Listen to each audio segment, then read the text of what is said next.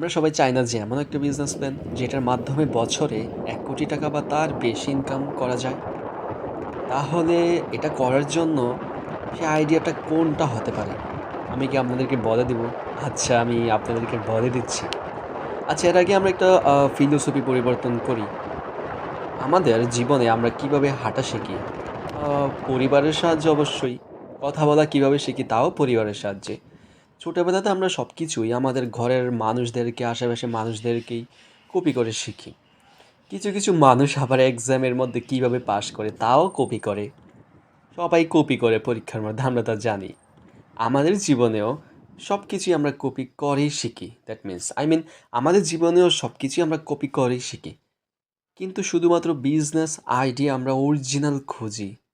কেন ভাই? যে আইডিয়া তোমার পছন্দ হয়, ওই আইডিয়াটাকে কপি করো।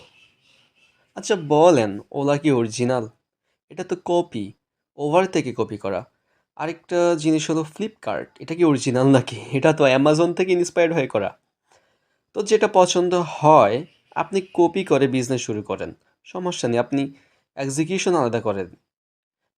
যেই বিজনেস আইডিয়াটা, দুনিয়ার মধ্যে হাজারো বিজনেস আইডিয়া আছে, বিজনেস আছে, কোম্পানি আছে, যে আইডিয়াটা, যে কোম্পানির আইডিয়াটা আপনার পছন্দ হয়, ওই আইডিয়াটা নিয়ে, ওই আইডিয়াটা কপি করে আপনি নিজে এক্সিকিউশন করতে পারেন আলাদাভাবে।